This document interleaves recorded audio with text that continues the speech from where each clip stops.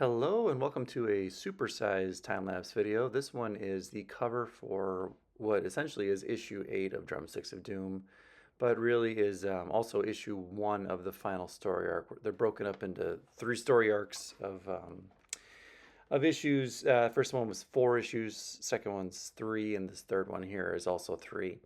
You're going to see several stages of this as well. So this stage is in Procreate. This is me just figuring out my composition, doing everything I'm going to do in order to create a good pencil drawing of this and then switch it to blue line, print it off, and then physically ink it. That's going to be stage 2. And then you'll actually see something which is a very special treat. It's colorist Wesley Wong's time-lapse video of his coloring of this cover, which was my favorite part to watch of this whole thing because it didn't involve me. He's always kind of just magic to watch, so that's at the end, so stay tuned for that. But this section of it took me 5 hours and 5 minutes of tracked time and 3,681 brushstrokes. So fun fact for you, if you draw for 5 hours and 5 minutes, you will get this much work. Uh, this idea came from the writer Jon Westhoff, who sent me a reference photo of a bust that looks very much like this. I did some slight tweaks and adjustments to it to make it fit my vision of what this was going to be, but it was an excellent reference that really is very metal and very bust. So he told me that he wanted to make sure that we at least get Lana in there and one wolf, and then as many other characters as I could fit into the bus windows. So I ended up getting 4 more in there. You can see them, and I won't name all of them because you may not be familiar with the series, but they're all part of the band, part of the friendship, part of the whole crew that makes up the Drumsticks of Doom principal cast. And so I figured, Jimmy would be driving the bus.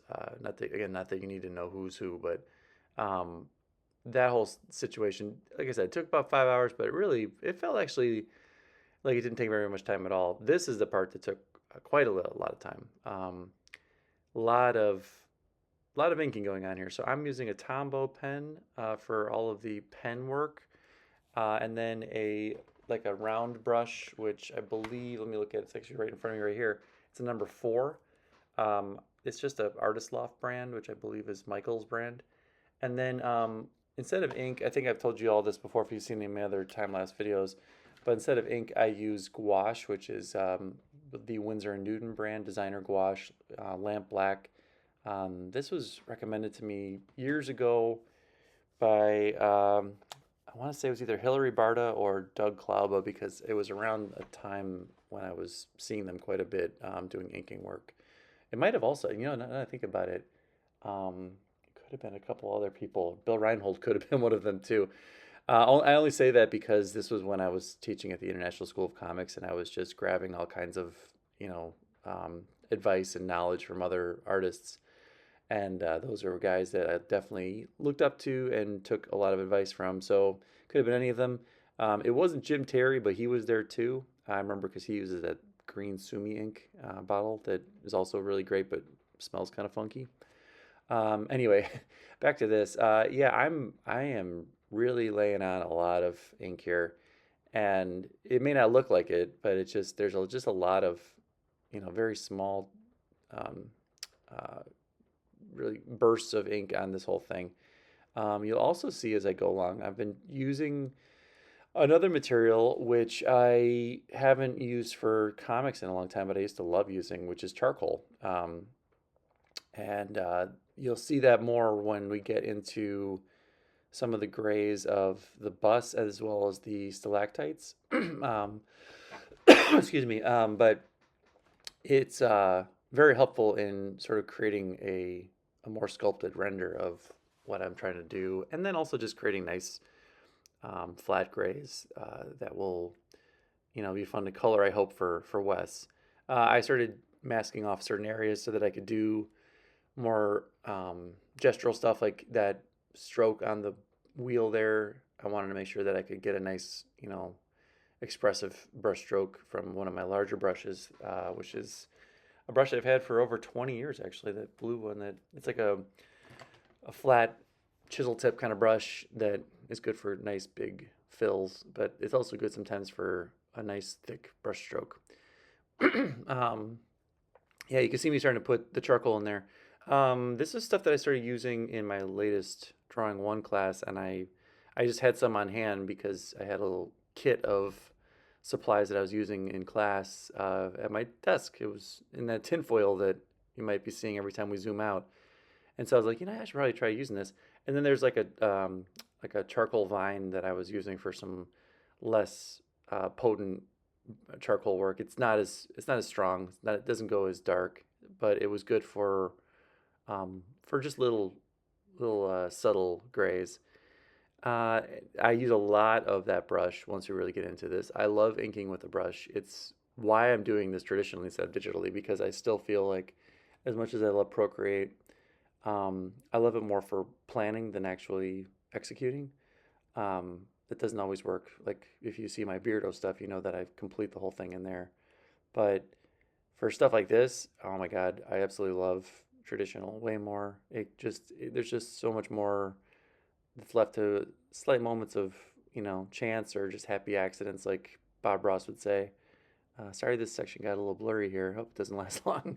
But I'm literally just like filling in stalactites with tiny, tiny little lines of detail. Man, that's a bummer that it's so fuzzy there. Okay, then we're back. We're normal. So yeah, this stalactite stuff got out of control pretty quick. um, I kind of wish I didn't do so many of it, but it does look cool, and it ended up populating itself, throughout the whole background, even though I didn't intend to. I just started adding more and more and more to really just amp this thing up. I also was looking at some really cool reference photos that were a good inspiration for how far you can take these stalactites, and turns out you could take them pretty far. There's caves that I saw that just had like what felt like an endless stretch of them running through the entire cave. You can also see, and I'm not sure if I actually got a good shot of this, but in the window, I definitely used the charcoal for the background of that kind of like fuzzy sort of soft gray behind the characters. That's definitely the charcoal for the most part, with maybe a little bit of inking to accentuate certain spots. Yeah, and then at this point, I'm just kind of winging it. I just needed to kind of fill in certain areas just to make it balance out with everything else that was happening above. There's that softer charcoal, and then I come in with the darker one. Now here comes Wes. Now, even though I will be seeing him later today, I didn't get commentary from him. But what I will say about Wes's colors is that he's one of my favorite colorists I've ever worked with. To be fair, I've only worked with a handful, but um, he's got sort of an eye for sculpting more into what I do and really elevating it. Some colorists don't do that sculpting, and you'll see it a lot in, especially in that wolf. He's doing it right now. He's actually sculpting color in to really create the form. You really start to feel where the light source is and also where the shadows are. He's not afraid to really push it either, which I really like about him. And he knows a lot of lighting tricks that I really enjoy, like what he's doing right here with these windows. It's funny because sometimes you don't know when you color or when you draw the thing what kind of coloring is going to go on top of it. I don't think I ever would have thought the windows would be like a greenish tint, but I absolutely love it because it pulls the right amount of focus to it, but it distinguishes it enough from everything else that's around it in a way that I feel like is subtle and not in your face. And then I when I got to this part of the video, I actually had a hard time like focusing in on one thing because I feel like he's just tweaking tiny things all over the place. So if you can keep your eye open, you can probably see all these little things that he's doing. And at some point soon, he's gonna start playing with, like, I think the saturation levels of stuff to really kind of boost up how vibrant the colors are, which is there you go, right there, which is something that I also do when I'm, rendering color a lot more. And there you have it. Like, it is a beaut. This is going to be the cover for the first issue of the final arc. It's also probably going to be the trade cover. I hope you like it. And as always, enjoy your day.